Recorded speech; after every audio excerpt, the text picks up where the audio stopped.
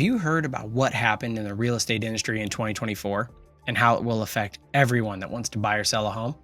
There was a lawsuit with one of the largest associations in America, and it is transforming how you will work with an agent whenever you want to buy a home. And it's essential for you to understand what this means.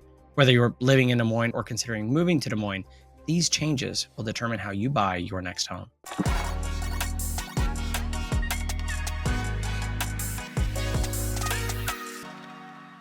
Welcome to the channel. I'm Blake Alewelt, owner of the Bravo Ridge Group. Today, we're tackling a topic that is shaking up the real estate industry, the settlement of the National Association of Realtors lawsuit. These changes impact how us realtors are able to work with you, bringing what they say are new levels of transparency and fairness to the process. But let's be honest, any major change can feel overwhelming. That's why I'm here to break it down all for you, step by step. If you're buying or selling a home, or even just thinking about it, this video is for you. By the end, you'll have a clear understanding of what's changing, why it's happening, and how you can benefit from these changes. Let's dive right in. First, let's cover what the NAR lawsuit settlement is and why it matters.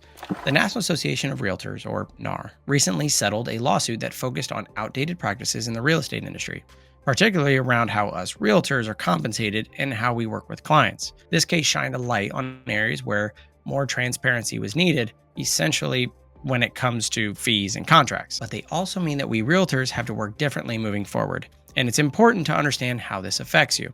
For buyers, the settlement clarifies how agents are paid and introduces more flexibility in how you choose representation. It also requires us to have you sign a contract before showing any homes, which is a huge change if you've bought a home with an agent in the last few years. For sellers, it provides more options and transparency when it comes to listing agreements and commission structures. In the past, an agent may have said, well, I can list your home for 6 to 7%. A good agent would have explained to you that half of that usually went to that agent, and the other half was used as an incentive for a buyer's agent to bring their buyer to purchase your home, as it would have cost the buyers less money out of pocket, a sort of marketing tactic for us to sell your home quicker. To cover this in more detail, what does this mean for buyers? If you're in the market to buy a home, you'll notice some changes in how we realtors work with you. Let's break it down. The most noticeable change is that realtors now require buyers to sign a representation agreement before we can provide any services like showing homes or offering in-depth advice. This is a legal requirement for us now, otherwise we can get reprimanded and potentially lose our license. There isn't really a way around it, but it's actually a great way to ensure both parties are on the same page. The agreement outlines what a realtor will do for you, how we'll be compensated, and what's expected from you as a buyer.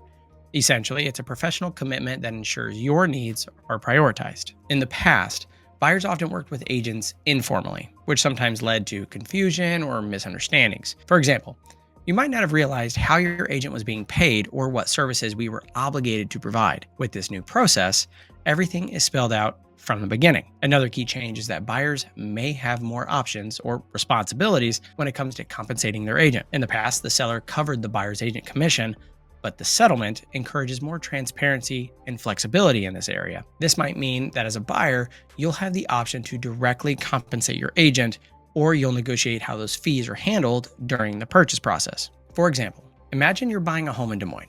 Your realtor might present you with a representation agreement that outlines their fees and services. This agreement gives you the confidence of knowing exactly what you're paying for and ensuring your realtor is fully dedicated to your goals. Before we cover how this impacts those of you looking to sell your home, I ask that you please like this video and subscribe to the channel, as it helps our videos reach more people who could use our help.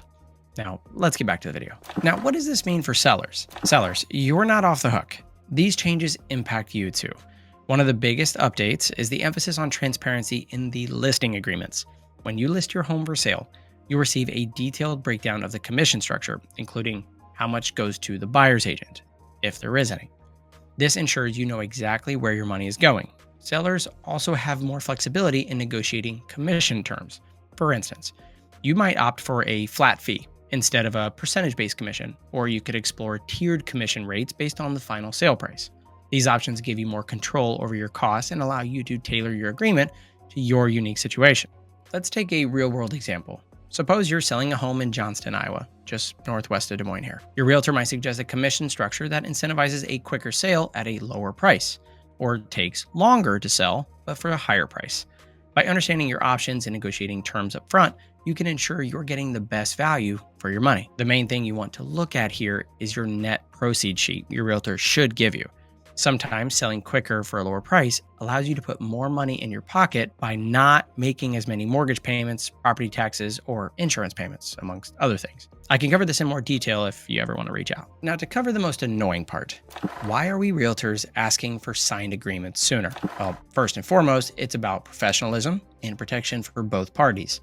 By signing a representation agreement, you're entering into a formal relationship where your needs and interests are prioritized. It ensures your realtor is fully committed to you and that there's a clear understanding of expectations. Second, this change reduces misunderstandings. In the past, some buyers and sellers didn't realize they were working with an agent under an informal agreement, which led to confusion about services and fees. For example, we have had people reach out to us in the past about wanting to look at homes that they liked. We spent hours pulling disclosures, documentation, studied the most recent sales to better understand pricing. Then we drove out there and walked them through each property, providing our expertise where needed, only to find out that they had an agent that they were working with, but was just busy that day and couldn't help them see the home. In this case, the other agent has a contract with them, and we were unable to move forward with that particular person despite creating a relationship together. This change helps formalize the process up front, so both parties can proceed with confidence.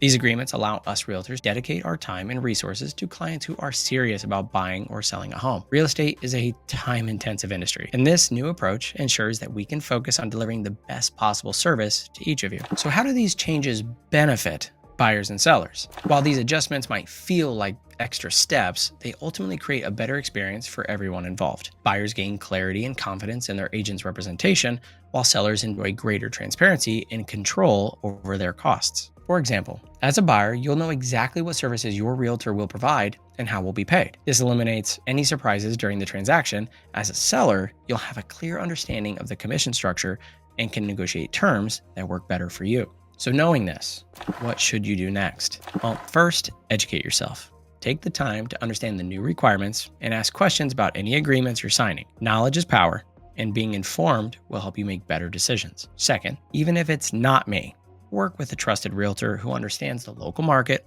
and can guide you through these changes. If you're living in Des Moines or considering moving to Des Moines, my team and I can help you throughout this whole process. It is our mission to make this process as smooth and straightforward as possible.